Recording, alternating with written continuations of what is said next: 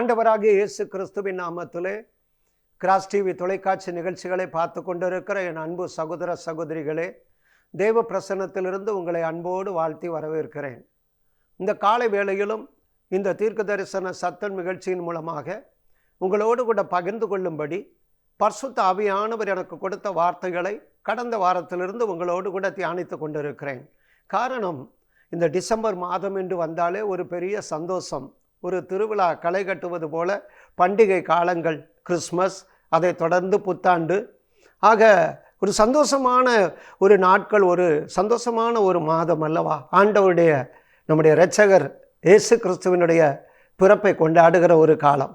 வீடுகளை அலங்கரிப்பதும், வண்ண விளக்குகளால் அலங்கரிப்பதும், புத்தாடைகளை அணிவதும், இன்னும் ஏராளமான காரியங்கள். கிறிஸ்மஸ் என்றாலே கேரல், கேக், இப்படி பல காரியங்கள் வரும் இல்லையா? ஆனால் ஒன்று, இந்த கிறிஸ்மஸில் தம்முடைய சொந்த குமாரன் என்றும் பாராமல் பிதாவாகிய தேவன் இயேசு கிறிஸ்துவையே நமக்கு ஈவாக தந்தார். தேவன் அருளிய ஒரு சொல்லி முடியாத ஈவு, உன்னதத்திலிருந்து ஒரு அருணோதயம் நம்மை சந்தித்ததல்லவா? அருமையானவர்களே, இரட்சகர், காணக்கூடாத இறைவன் நமக்காக நம்முடைய சொந்த குமாரனை அனுப்பி வைத்தார். நாமும் கூட இந்த பண்டிகை காலங்களிலே திக்கற்றவர்கள், ஏழை எளிய மக்கள், சிறுமைப்பட்ட மக்கள், இவர்களுக்கு ஏதாகிலும் ஒரு உதவியை நாம் செய்ய வேண்டும். அருமையானவர்களே, இவ்வளவாய் அன்பு கூர்ந்து நமக்காக இந்த உலகத்திலே மனுவுரு கொண்டு இறங்கி வந்தாரே நம்மை ரட்சிப்பதற்கு. அந்த அன்பு நாமும் விளங்க பண்ண வேண்டும். சிறுமைப்பட்ட ஜனம், எளிய மக்களை இந்த பண்டிகை காலங்களிலே நினைத்து கொள்ளுங்கள். நமக்கு ஆசீர்வாதமாக இருந்த ஊழியர்களை நினைத்து கொள்ளுங்கள். விசேஷமாக இந்த கிராஸ் டிவி ஊழியத்திலே முழு நேரமாக தங்களை இணைத்து கொண்ட பிள்ளைகள் இருக்கிறார்கள். அவர்களுக்கென்று கிறிஸ்துமஸ் பரிசுகள் கொடுக்கப்பட வேண்டும். உங்களுடைய உதாரத்துவமான காணிக்கைகளை வருடத்தில் ஒரு முறையாவது இந்த ஊழியங்களுக்கு நீங்கள் கொடுத்து தாங்கும்படி நான் உங்களை அன்போடு கேட்டுக்கொள்கிறேன். இந்த கால வேளையிலே உங்களோடு கூட பகிர்ந்து கொள்ளும்படி கர்த்தருடைய ஆவியானவர் எனக்கு கொடுத்த வார்த்தை பரிசுத்த லூக்காவின் சுவிசேஷம் 1ஆம் அதிகாரம் 31-32. இதோ, நீ கர்ப்பவதியாகி ஒரு குமாரனை பெறுவாய், அவருக்கு இயேசு என்று பெயரிடுவாயாக. அவர் பெரியவராயிருப்பார், உன்னதமானவருடைய குமாரன் எனப்படுவார். எனக்கு அருமையானவர்களே, இஸ்ரவேல் தேசத்திலே கலிலேயா என்கிற ஒரு பகுதியிலே நாசரேத் என்கிற ஊர்,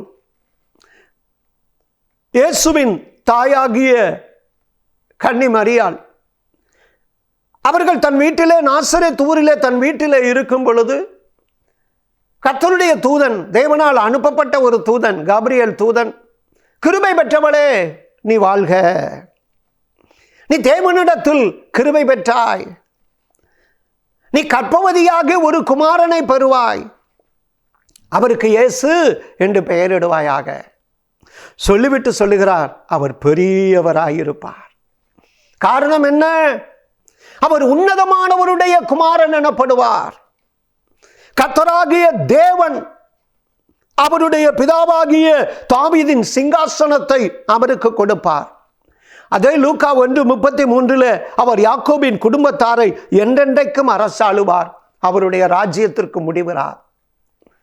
உன்னிடத்தில் பிறக்க போகிற அந்த பாலகன் இயேசு எப்படிப்பட்டவர்? அவர் பெரியவராயிருப்பார். அவர் சிங்காசனம் அவருக்கு உரியது, அவருடைய ராஜ்யத்திற்கு முடிவில்லை, அவர் அரசாளும்படியாக வருகிறவர்,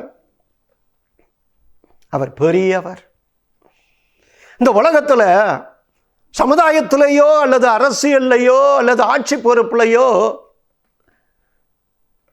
ஒருவர் இருக்கும் பொழுது அவருடைய பிள்ளைகள் அதே அதிகார தோரணையிலே நடப்பார்கள். பார்க்க முடியும் உலகத்தில். எங்கள் அப்பா யார் தெரியுமா? இந்த பதவியில் இருக்கிறார், சமுதாயத்தில் இப்படிப்பட்ட ஒரு அதிகார பீடத்தில் இருக்கிறார், உச்சாணியில் இருக்கிறார். ஆகவே என்னை ஒன்றும் செய்ய முடியாது, நான் செய்வது தான் நாம் ஊர் உலகத்தில் பார்க்கிறோம் இல்லையா? நம்முடைய பிதாவாகிய தேவனும் அப்படித்தான். கடந்த வாரத்தில் நாம் இதை தியானித்து கொண்டு வருகிறோம். 104ஆம் சங்கீதத்தில் சங்கீதக்காரன் 1வது 2வது வசனத்தில் தேவனாகிய கர்த்தாவே நீர் மிகவும் பெரியவராயிருக்கிறீர். மகிமையையும் மகத்துவத்தையும் அணிந்தவராயிருக்கிறீர். ஒளியை வஸ்திரமாக ஆடையாக தரித்துக் கொண்டிருக்கிறீர். இந்த அண்ட சராசரங்களையே எப்படி படைத்து எப்படி ஆளுகிறீர், எப்படி நடத்துகிறீர் என்று சொல்லி சங்கீதக்காரன், தேவனே நீர் எவ்வளவு பெரியவர், இந்த அண்ட சராசரத்துக்கும் ஏக சக்கராதிபதி அல்லவா நீர். எனக்கு அருமையானவர்களே, அவ்வளவு பெரிய தேவன் தான்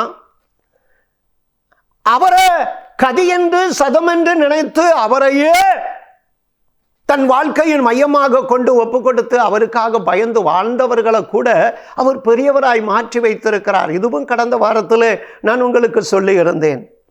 தாவீது தன்னுடைய சங்கீதம் 18:35 சொல்லுகிறார், தேவனே உம்முடைய காருண்யம் என்னை பெரியவனாக்கும்.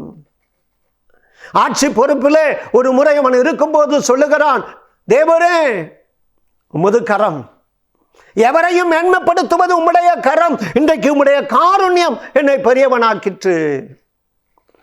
இஸ்ரவேல் மக்களை எகிப்து தேசத்திலிருந்து மீட்டெடுத்து தலைவனாக வழிநடத்த ஆண்டவர் சித்தம் கொண்டார். தேவனுக்கு பயந்தவன், ஆண்டவருக்கு பிரியமானவன். அந்த தேவனாகிய கர்த்தரை தன் வாழ்க்கையிலே மையப்படுத்தி வாழ்ந்தவன், கீழ்ப்படிந்து வாழ்ந்தவன், விசுவாசித்து வாழ்ந்தவன் மோசே.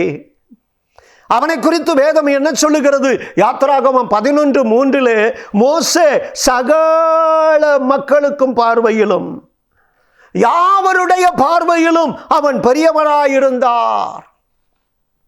ஆதியாகமத்தின் புத்தகம் 26 அதிகாரம் 12-13 ஈசாக்கு முற்பிதாக்களில் ஒருவர், தேவனை விசுவாசித்து வாழ்ந்தவர்.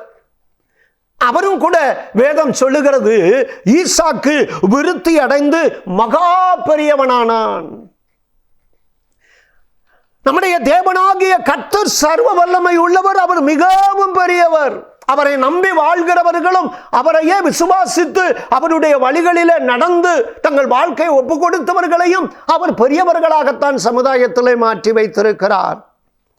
அப்படித்தான் தாவீதை, அப்படித்தான் மோசேயை, அப்படித்தான் ஈசாக்கை வேதம் சொல்லுகிறது. அவர்களை மேன்மைப்படுத்தினது மாத்திரமல்ல, சமுதாயத்திலே தேசங்களிலே குடியிருந்த சூழ்நிலைகளிலே அவர்கள் பெரியவர்களாயிருந்தார்கள். எஸ்தரின் புத்தகம் 9 அதிகாரம் 4 எஸ்தரின் புத்தகம் 10 அதிகாரம் 3 தேவ பயத்தோடு வாழ்ந்த மனிதன் மொர்தெகாய். அவனை குறித்து வேதம் சொல்லுகிறது, மொர்தெகாய் என்னும் மனிதன் ராஜாவின் அரண்மனையில் பெரியவனாயிருந்தான். அவன் மென்மேலும் பெரியவனானான். இவர்களெல்லாம் பெரியவர்களாக மாறும் பொழுது தன்னுடைய சொந்த குமாரன் இந்த பூமிக்கு கொடுக்கப்பட்ட பொழுது அவர் எப்படியா? அவர் பெரியவராயிருப்பார். பிதாவாகிய தேவனுடைய சொந்த குமாரனாகிய இயேசு கிறிஸ்து இந்த பூமிக்கு நமக்காக குமாரனாக பாலனாக அனுப்பப்பட்ட அந்த நேரத்தில் வேதம் சொல்லுகிறது, செய்தி வருகிறது மரியாளுக்கு, அவர் பெரியவராயிருப்பார். காரணம் என்ன? அவர் உன்னதமான தேவனுடைய குமாரன். அவர் உன்னதமான தேவனுடைய குமாரன். எனக்கு அருமையானவர்களே, இந்த கிறிஸ்துமஸ் காலங்களிலே முதலாவது நீங்கள் அறிந்து கொள்ள வேண்டியது, நமக்கு கொடுக்கப்பட்ட தேவன் குமாரன் பெரியவர். அவர் பெரியவர். ஆகவே தான் அந்த நாட்களிலே ஏரோது என்கிற மனிதனிடத்தில் இந்த சாஸ்திரிகள் வருகிறார்கள், கீழ்த்திசை ஞானிகள், ஐயா வானத்திலே ஒரு நட்சத்திரத்தை கண்டோம், இதுவரை காணாத ஒரு நட்சத்திரம், யூதருக்கு ராஜாவாக பிறந்திருக்கிறவர் எங்கே? ஒரு பெரியவர் பிறந்திருக்கிறார் ஐயா, ராஜாவாக பிறந்திருக்கிறார் ஒரு பெரிய மனிதன்.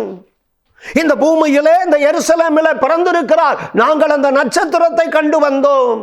அந்த சாஸ்திரிகள் ஏரோது இடத்துல சொல்லுகிறார்கள். ஏரோது கலங்கி போகிறான். சாஸ்திரிகள் அதை அடையாளம் கண்டு கொள்ளுகிறார்கள். அந்த நட்சத்திரத்தை பார்த்தவுடனே ஒரு பெரியவர் பிறந்திருக்கிறார். எனக்கு அருமையானவர்களே, நாம் ஆராதிக்கிற நம்முடைய ஆண்டவர், இந்த பிறப்பை கொண்டாடுகிறோமே, நமக்கு பாலனாக குமாரனாக கொடுக்கப்பட்டவர் யாராம்? அவர் பெரியவர். எந்தெந்த விதத்திலெல்லாம் அவர் பெரியவராய் இருக்கிறார் நம்முடைய வாழ்க்கையிலே? அவர் பெரியவராய் இருக்கிறார் என்று சொல்லும் பொழுது எந்தெந்த விதத்திலெல்லாம்? இவர் என்னுடைய நேசகுமாரன், இவரில் நான் பிரியமாயிருக்கிறேன்.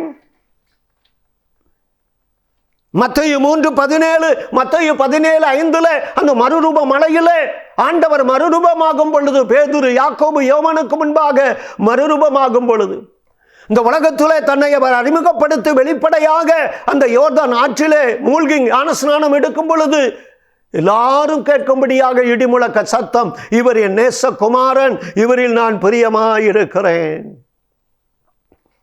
அவர் பெரியவராயிருப்பார். தேவகுமாரன் பெரியவர். எப்படி நம்முடைய வாழ்விலே அவர் பெரியவராயிருப்பாராம்? ஆண்டவரே தமது வாய் திறந்து சொன்ன ஒரு காரியத்தை உங்களோடு கூட நான் பகிர்ந்து கொண்டேன். முதலாவதாக, கடந்த வாரத்தில் உங்களோடு கூட நான் பகிர்ந்து கொண்ட ஒரு காரியம், எந்தெந்த விதத்திலே நம்முடைய ஆண்டவர் நமக்காக கொடுக்கப்பட்டவர் பெரியவராயிருக்கிறார். பாலனாக நமக்கு ஒரு குமாரன் கொடுக்கப்பட்டாரே, நமக்கு ஒரு பாலகன் பிறந்தாரே, அவர் பெரியவராயிருப்பார் என்று காபிரியேல் தூதன் அன்னை மரியாளிடத்திலே, கன்னி மரியாளிடத்திலே சொன்னார்.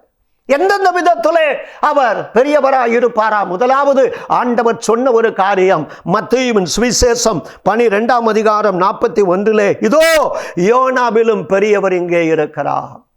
ஆண்டவரே தமது வாயை திறந்து தன்னை பற்றி சொன்னார், யோனாவிலும் பெரியவன் நான் இங்கே இருக்கிறேன்.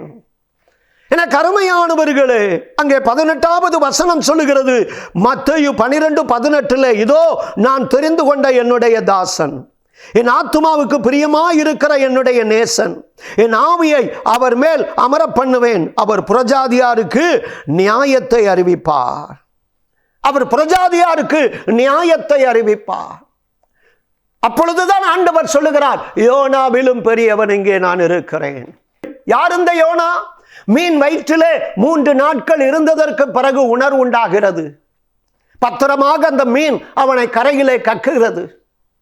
யோனாவின் புத்தகம் 3ஆம் அதிகாரம் 3-4 வாசிக்கும் பொழுது, இன்னும் 40 நாள் உண்டு, இந்த நகரம் கவிழ்க்கப்பட்டு போகும். தேவனுடைய பார்வையிலே இந்த பட்டணத்திலே வாழ்கிற மக்கள் கொடுமை தேவ சமூகத்தை வந்து எட்டிவிட்டது.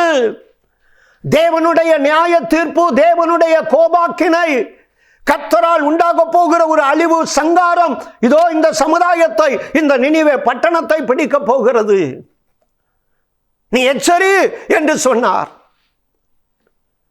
அந்த பட்டணம் 3 நாட்கள் விஸ்தாரம் உள்ளது.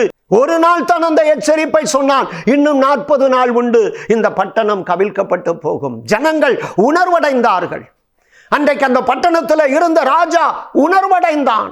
தன் ஜனங்களை, பிரபுக்களை, அத்தனை பேர்களை, சிறு குழந்தைகள் முதல் பெரியவர்கள் வரை, புசியாமல் குடியாமல் ரெட்டுடுத்தி சாம்பலிலே ஆடு மாடு மிருகங்கள் எல்லாம் தேவனை நோக்கி அபயமிடட்டும் பாவ மன்னிப்புக்காக. 120,000 மக்களுக்காக ஆண்டவர் பரிதரித்தார். ஒரு மனிதனுடைய வார்த்தை, யோனா என்கிற ஒரு தேவ மனிதனை ஆண்டவர் பயன்படுத்தினார். என கருமையானவர்களே, ஜனங்கள் பாவ உணர்வடைந்தார்கள். ஆண்டவர் சொல்லுகிறார், அந்த யோனாவிலும் பெரியவர் நான் இருக்கிறேன்.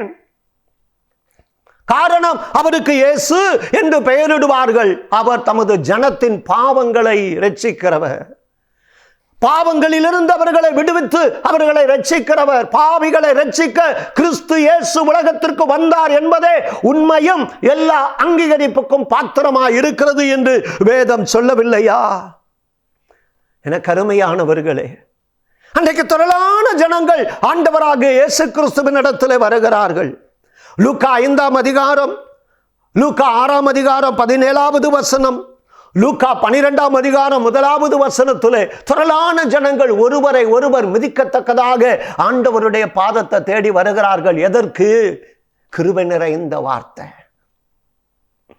38 வருஷம் வியாதி படுக்கையிலே இரக்கம் கிடைக்காமல் விரக்தியற்றவனாக இருந்த அந்த 38 வயது மனிதனிடத்திலே ஆண்டவர் வந்து சொல்லுகிறார், உன் படுக்கை எடுத்துக்கொண்டு நட, இனி நீ பாவம் செய்யாதே. சகேயு என்கிற ஒரு மனிதனை பார்த்து சொல்லுகிறார், இன்றைக்கு இந்த வீட்டிற்கு ரட்சிப்பு வந்ததப்பா, பாவம் உணர்வடைந்தாய், ஒப்புரவாக்க சித்தம் கொண்டாய், உன்னை சுத்திகரிப்பதற்கு ஒப்பு கொடுத்தாய், இன்றைக்கு இந்த வீட்டிற்கு ரட்சிப்பு வந்தது. விபச்சாரத்தில் கண்டுபிடிக்கப்பட்ட ஒரு மகளை எல்லாரும் கல்லெறிந்து அவளை கொலை செய்யும்படி அவளுக்காக அவனும் கல்வாரி அன்பை அறிந்து கொள்ள வேண்டும் என்று இரட்சகர் அவளுக்காக மனதுருகி மண்ணிலே எழுதுகிறார். எல்லாரும் பாவ உணர்வடைந்து கல்லை வீசிவிட்டு போகிறார்கள். மகளே, உன் பாவங்கள் மன்னிக்கப்பட்டது, இனி நீ பாவம் செய்யாதே. எரிகிற அக்கினி கடலுக்குள்ளே யாரையும் அனுமதிக்கிறவர் அல்ல. அவர் தமக்கு சொந்தமானதிலே வந்தார். அவருக்கு சொந்தமானவர்களோ அவரை ஏற்றுக்கொள்ளவில்லை. நமக்காக வந்தார் ஐயா. அவருக்குள் ஜீவன் இருந்தது. அந்த ஜீவன் மனுஷர்களுக்குள் ஒளியாக மாற வேண்டும். இருள் அவர்களை பற்றவிடவில்லை. அதுதான் அவருடைய நோக்கம். இருளில் இருக்கிற ஜனங்கள் பெரிய வெளிச்சத்திலே வர வேண்டும். யோனாவிலும் பெரியவர் என்று ஏன் ஆண்டவர் சொல்ல வேண்டும்? யோனா என்கிற ஒரு மனிதன் மூலமாக 120,000 மக்கள் தீங்குக்கு மனஸ்தாபப்பட்டு நான் ரட்சிக்கிற தேவன் அல்லவா? இப்ப நானே என் ஜனங்களுக்காக வந்திருக்கிறேன். நானே என் ஜனங்களுக்காக. மத்தேயு 9:36-35 திரளான ஜனங்களை கண்ட பொழுது அவர்களுக்காக மனதுருகினார். தேவனுடைய ராஜ்யத்தை குறித்து அவர்களுக்காக போதிக்கிறார். என கண்பானவர்களே, இந்த காலை வேளையிலே புசிப்பும் குடிப்பும் தேவனுடைய ராஜ்யம் அல்ல. ஊதாரித்தனமான செலவுகளோ களியாட்டங்களோ அல்ல. அருமையானவர்களே, உண்மையான பண்டிகை கிறிஸ்து இயேசு நம்முடைய குடும்பத்திலே பிள்ளைகளுடைய வாழ்க்கையிலே அவர்கள் உருவாக வேண்டும். கிறிஸ்து இயேசு உங்களுக்குள் உருவாகும்படி நான் கற்ப வேதனைப்படுகிறேன் என்று பவுலப்போஸ்தலன் எழுதலையா? ஆண்டவர் நம்முடைய உள்ளத்திலே பிறக்க வேண்டும். அவர் வந்தால் பாவ சோதனைகள், பாவ அசுசிகள் எல்லாம் மாறிவிடும். அதுதான் உண்மையான கிறிஸ்மஸ். அருமையானவர்களே, இந்த காலை வேளையிலே உங்கள் குடும்பத்தில் யாரோ ஒரு குடிவெறியிலும் பலவிதமான பாவ கட்டுகளிலும் நிம்மதியற்றவர்களாய், மன நிம்மதி இழந்தவர்களாய், என் பிள்ளை வாலிப மகன் மகள் ஆண்டவருடைய பிள்ளையாக மாற மாட்டானா? ஆண்டவருடைய வலதுகரம் செய்யும் இரட்சிப்பின் வல்லமை எனக்கு வெளிப்படாதா என்று அங்கலாய்க்கிறீர்களா? யோனாவிலும் பெரியவர் ஒருவர் உண்டு. ஊழியக்கார சகோதரனே, கடந்த வாரத்திலே சொன்னது போல உங்களுடைய ஊழியத்தில் ஆத்தும அறுவடை இல்லையா? கலங்காதீங்க. உங்க வாய் வார்த்தைகளை கொண்டு திரளான ஜனங்களை ஆண்டவர் இரட்சிப்பதற்கு இன்னும் அவர் உங்களுக்காக வாய்ப்புகளை வைத்திருக்கிறார். உள்ளம் கலங்க வேண்டாம். இரண்டாவதாக, நம்முடைய ஆண்டவர் எப்படிப்பட்டவராம்?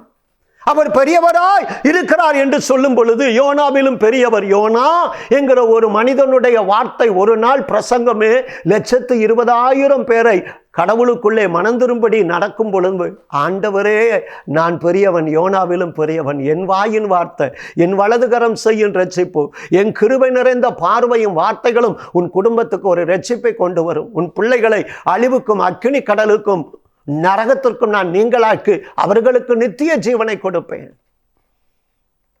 அவருடைய வலதுகரம் செய்யும் இரட்சிப்பின் வல்லமையை உங்க குடும்பத்தில் பார்ப்பீங்க. கவலைப்படாது.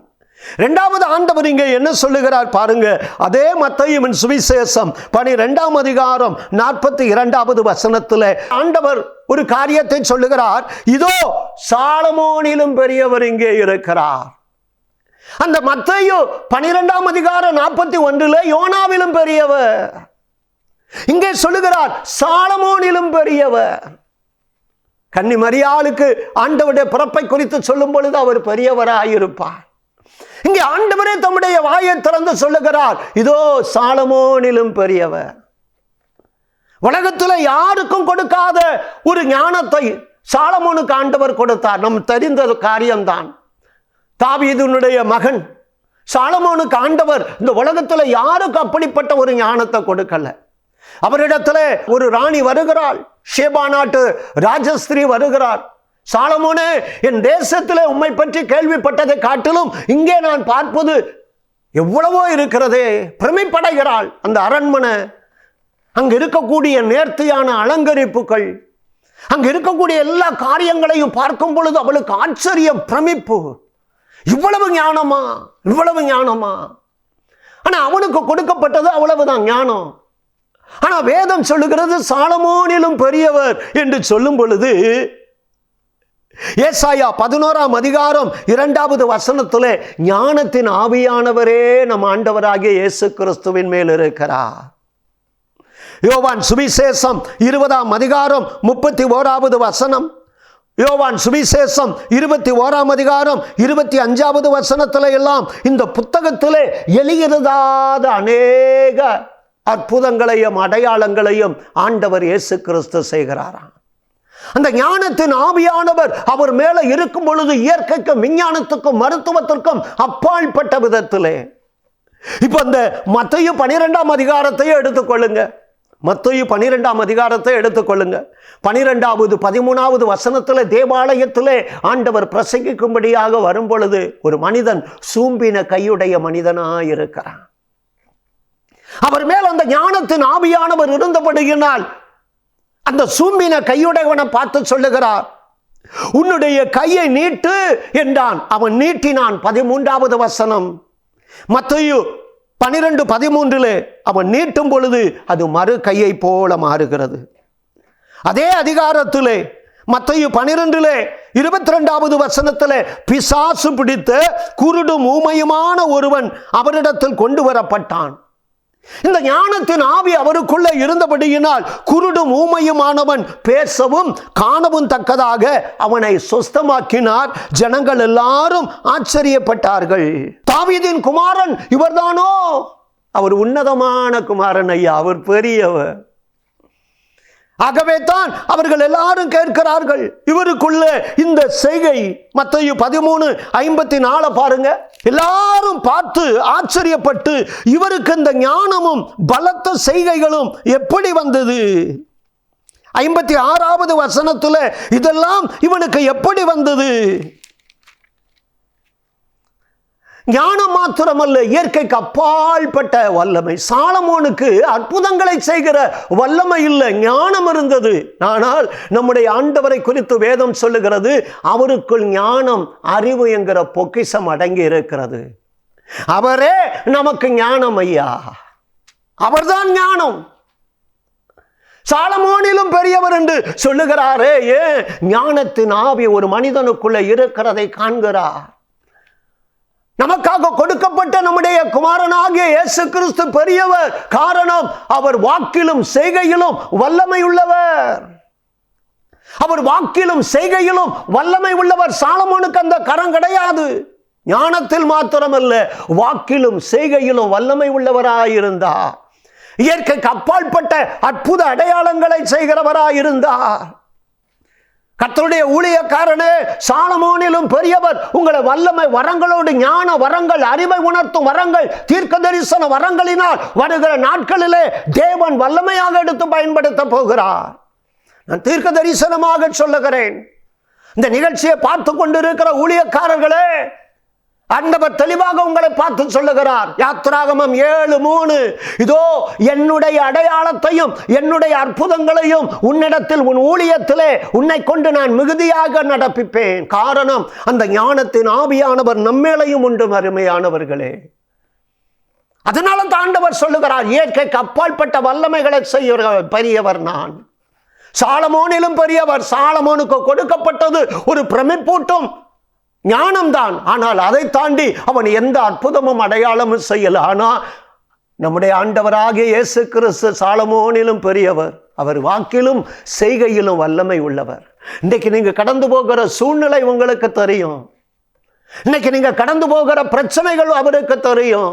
ஏழைகளுடைய வறுமை அவர்களை கலங்க பண்ணும். வியாதி, பலவீனங்கள், மருந்து மாத்திர ஏதோ ஒரு பலவீனத்தோடு இருக்கிறீங்க. இயற்கைக்கு அப்பாற்பட்ட விதத்திலே தேவன் தன்னுடைய கரத்தை உங்களுக்காக வெளிப்படுத்த முடியும் அருமையானவர்களே. அந்த தேவன் நம்முடைய தேவன் அருமையானவர்களே. சில ஆண்டுகளுக்கு முன்னதாக கோயம்புத்தூர் மேட்டுப்பாளையம் பகுதியிலே ஒரு ஆலய கன்வென்ஷனுக்காக நான் புறப்பட்டு சென்றிருந்தேன். அந்த ஆலயத்தினுடைய ஞாயிற்றுக்கிழமை ஆராதனையிலே உமா மகேஸ்வரி, ஏன் அழுகிறாய்? ஏன் சாப்பிடாமல் இருக்கிறாய்? ஏன் சஞ்சலத்தோடு இருக்கிறாய்? அடுத்த உற்பவ கால திட்டத்திலே தேவன் உனக்கென்று ஒரு ஆண் பிள்ளையை வைத்திருக்கிறார். ஒரு தாயார் அந்த ஆலய ஆராதனையில் எழும்பி அழுதார்கள். ஐயா, என்னுடைய மருமகள் பெயர்தான் உமா மகேஸ்வரி. அவளுக்கு தைராய்டு பிரச்சனை. 5-6 முறை அவள் கற்பம் தாங்கி கரு கலைந்து விட்டது. இப்பொழுதும் சமீபத்தில் அவள் சில நாட்கள் அவள் கருவை தாங்கி இருந்தால் அந்த 40 நாள் முடிவதற்குள்ளாக நேற்று இரவு அந்த கரு சிதைந்து விட்டது. ஆனால் இன்றைக்கு ராத்திரி ஆண்டவர் உங்கள் மூலமாக அவளுடைய பெயரை சொல்லி, ஏன் அழுகிறாய், ஏன் சாப்பிடாமல் இருக்கிறாய், ஏன் சஞ்சலத்தோடு இருக்கிறாய், அடுத்த உற்பவ கால திட்டத்திலே ஒரு ஆண் பிள்ளையை தருவார்.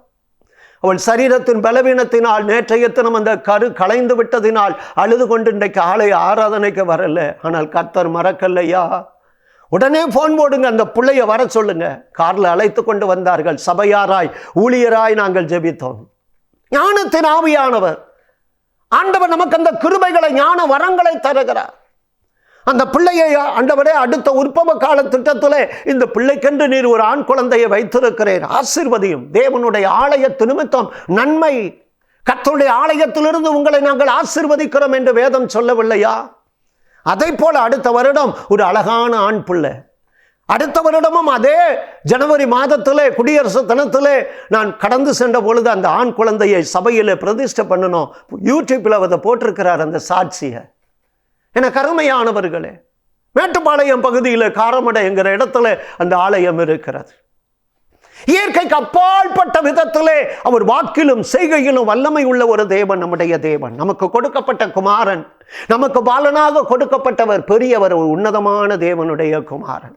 யோனாவிலும் பெரியவர். யோனாவுடைய ஒரு பிரசங்கம், ஒரு நாள் பிரசங்கத்தில் 120,000 பேர் இருப்பார்கள் என்று சொன்னால், நம்முடைய ஆண்டவருடைய வார்த்தை யோனாவிலும் பெரியவர். நம்முடைய குடும்பத்தை ரட்சிப்பார். நானும் என் வீட்டாருமோ வென்றால் கர்த்தரையே சேவிப்போம் என்று அவருடைய ரட்சிப்பின் கரம் நம்முடைய குடும்பத்தில் வெளிப்படும். அழிவு நக்கினி கடலுக்கு நம்மை நீங்களாக்கி நித்திய ஜீவனுக்கு நேராய் நம்முடைய வாழ்க்கையை நடத்துவார். சபையிலே ஆத்தும அறுவடைய உங்களை கொண்டு ஆண்டவர் நடப்பிப்பார். சாலமோனிலும் பெரியவர். சாலமோனுக்கு கொடுக்கப்பட்டது வெறும் ஞானம் தான். ஆனால் நம்முடைய ஆண்டவரோ அவர் ஞானத்தில் சிறந்தவர். அவருக்குள் ஞானம், அறிவு என்கிற பொக்கிஷம் அடங்கியிருந்தது மாத்திரமல்ல, பலத்த செய்கைகள். ஆகவே தான் அவர் சொன்னார் மத்தேயு 13ஆம் அதிகாரத்திலே மீண்டும் மீண்டும் 54 ஜனங்கள் எல்லாரும் அங்கே பார்க்கிறார்கள், இவனுக்கு இந்த ஞானமும் பலத்த செய்கைகளும். அதைத்தான் நீங்க வாசிக்கணும். மத்தேயு 13:54 இவனுக்கு இந்த ஞானமும் இந்த பலத்த செய்கைகளும் எப்படி வந்தது? 56வது வசனத்திலெல்லாம் இதெல்லாம் இவருக்கு எப்படி வந்தது? காரணம், அவர் மேல் ஞானத்தின் ஆவியானவர் இருக்கிறார் ஐயா. வாக்கிலும் செய்கையிலும் வல்லமை உள்ளவர். இயற்கைக்கு அப்பாற்பட்ட விதத்திலே தேவன் உங்கள் சரீரத்தை தொட முடியும்.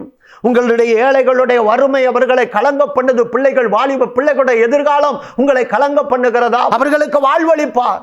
ஆண்டவரே, நாங்கள் யாரிடத்தில் போவோம்? வாழ்வு தரும் வசனம் உம்மிடத்தில் மாத்திரம்தான் உண்டு. அது நித்திய ஜீவனையும் நம்மை ரட்சிப்புக்கு ஏதுவாக நடத்துவது மாத்திரமல்ல, நமக்காக பலத்த செய்கைகள், இயற்கைக்கு அப்பாற்பட்ட விதத்தில் நம்முடைய குடும்பத்தை, தொழிலை, பிள்ளைகளை ஆசீர்வதிப்பார். நேர்த்தியான இடத்தில் அவர்களை வைப்பார். உயரமான ஸ்தலங்களில் நடக்க வைத்து மேன்மைப்படுத்துவார். இயற்கைக்கு அப்பாற்பட்ட விதத்திலே தெய்வீக தொடுதலை தருவார். நம்முடைய அப்பத்தையும் தண்ணீரையும் ஆசீர்வதித்து அலங்கத்துக்குள்ளே சமாதானத்தையும் சுகத்தையும் தந்து கைகளின் பிரயாசங்களை ஆசீர்வதிப்பார். நாம் ஜெபிக்கலாமா? நமக்கு ஒரு குமாரன் கொடுக்கப்பட்டார், நமக்கு ஒரு பாலகன் பிறந்தார். மரியாளே, அவர் பெரியவராயிருப்பார். அந்த உன்னதமான தேவனும் பெரியவர், அவருடைய திருக்குமாரனும் பெரியவர். யோனாவிலும் பெரியவர், சாலமோனிலும் பெரியவர். அவருடைய ஒரு வார்த்தை நம்மையும் நம் குடும்பத்தையும் வாழ்வடைய செய்யும். ரட்சிப்புக்குள்ளாய் நடத்தும். பாவ கட்டுக்கள் அறுபடும், அசுத்தங்கள் அறுபடும். தவறான தொடர்புகள் குமாரன் விடுதலையாக்கினால் மெய்யாகவே விடுதலை, சத்தியம் உங்களை விடுதலையாக்கும். உண்மையான கிறிஸ்மஸ் அதுதான்யா, உண்மையான கிறிஸ்மஸ். அந்த பண்டிகையின் சந்தோஷத்தை, ரட்சிப்பின் சந்தோஷம். நமக்கு ஒரு குமாரன், உன்னதத்திலிருந்து ஒரு அருணோதயம் நம்மையும் நம் குடும்பத்தையும் சந்திக்கும். அந்த ஞானமும் பலத்த செய்கை சாலமோனுக்கு கொடுக்கப்படல. பலத்த செய்கை, அற்புத அடையாளங்கள். ஆனால் சாலமோனிலும் பெரியவர் நம்முடைய ஆண்டவர் நமக்காக பலத்த காரியங்களை செய்வார். ஜெபிக்கலாமா? எங்கள் அன்பின் பரலோக பிதாவே, உம்முடைய வருகை, முதலாம் வருகை, கிறிஸ்மஸ் பிறப்பை கொண்டாடுகிற அந்த காலங்களிலே அவர் பெரியவராயிருப்பார்.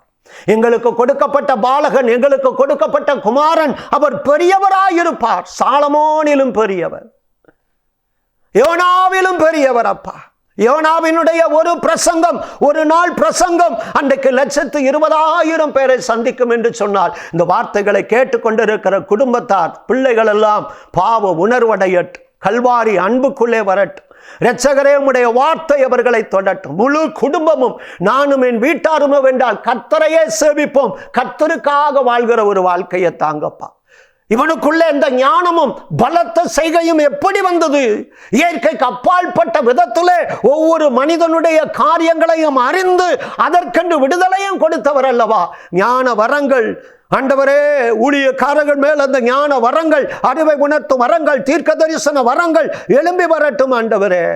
இந்த நேரத்திலும் ஆண்டவரே, உம்முடைய சுகமளிக்கிற வல்லமை, Lord I release your healing reverse. இருதயங்கள் பாதிக்கப்பட்டவர்கள், நுரையீரல் பாதிக்கப்பட்டவர்கள், ஆண்டவரே சிறுநீரகங்கள் பாதிக்கப்பட்டவர்கள் ஒவ்வொருவர் மேலையும் உம்முடைய சுகமளிக்கிற வல்லமை நதியாக இறங்கட்டும் ஆண்டவரே. வறுமைகள் மாறட்டும், பிள்ளைகள் வாழ்வடைந்து இருக்கட்டும், ஒவ்வொரு குடும்பத்தின் அப்பமும் தண்ணியும் ஆசீர்வதிக்கப்படட்டும், அலங்கத்திற்குள்ளே சமாதானமும் சுகமும் உண்டாகட்டும். நீரிழிவு வியாதிகள் ஆண்டவரே, பிளட் பிரஷர் வியாதிகள், சுகர் வியாதிகள் மறையட்டும். இயற்கைக்கும் விஞ்ஞானத்துக்கும் மருத்துவத்துக்கும் அப்பாற்பட்ட ஒரு தெய்வீக தொடுதல், ஒரு டிவைன் ஹீலிங் இயேசுவின் நாமத்தில் இந்த நிகழ்ச்சியை பார்க்கிற மக்கள் தேவையோடு வியாதி பலவீனத்திலே சுகத்திற்காக காத்திருக்கிறவர்கள் மேல் உம்முடைய தழும்புள்ள கரவரட். நீருடைய கையை திறக்க சகல ஜீவராசிகளின் நன்மையினால் நிரம்பும். அந்த ஆசீர்வதிக்கிற கரம் இந்த பண்டிகை நாட்களிலே உம்முடைய பிள்ளைகளுடைய தேவைகளை சந்திக்கட்டும். வருமானங்களை ஆசீர்வதியும் ஆண்டவரே, கைகளின் பிரயாசங்களை ஆசீர்வதியும், குடும்பத்தை ஆசீர்வதியும், வேலியடைத்துக் கொள்ளும். நல்ல நாட்களை காண, நல்ல செய்திகளை கேட்க கிருபைதாங்க. இயேசு இரட்சகர் இன்ப திருநாமத்தில் ஜெபிக்கிறேன் ஜீவனுள்ள நல்ல பிதாவே, ஆமேன். God bless you. கர்த்தர் உங்களை ஆசீர்வதிப்பார்.